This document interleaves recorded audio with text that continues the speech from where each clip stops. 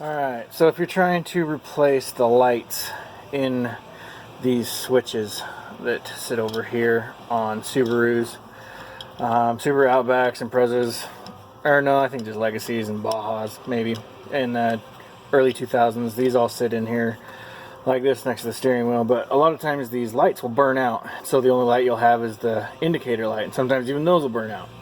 So to replace those, you pull these trims off. It's just snapped and it pulls right out, and then you can find this tab right here on the top, and it's kind of hard with one hand, but anyways, they should pop out fairly easily normally,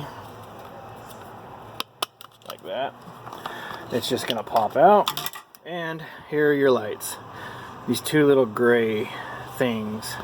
So what you have to do, take a screwdriver and you twist them about that much is all it takes, and you'll feel it stop. And sometimes they come out, sometimes they don't. You can get a pair of tweezers. You can hit them from the back. I mean, sometimes you get lucky. You can kind of see they're starting to come out if you hit them enough times. But anyways, this one over here I couldn't get out, so I actually had to pop it apart. So you take your screwdriver and you'll push down here and here, and you'll see the trim pieces come off, and then it'll come off, and then you can push the bulbs out. It'll come off and it'll look like this, and then you can push the bulbs out from the back side. This is what the bulbs look like right here. You can go to Subaru, get new ones.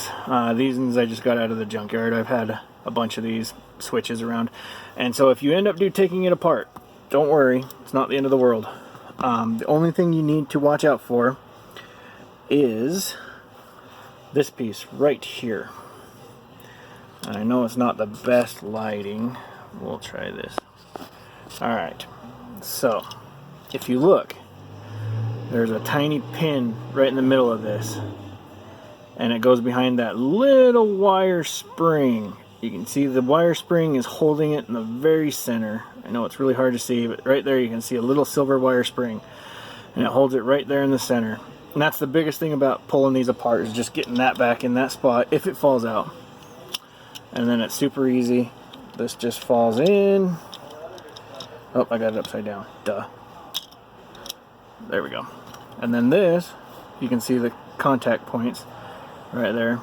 It will just snap right back down into place like that on both sides, and then it looks like the button is still broken. All you have to do is just reset it, just like that. And there you go, it's now working again. You put your new bulbs in and it'll light up. So yep, you can hear it clicking inside that little spring, and that's how you replace bulbs, and then throw them back in the dash.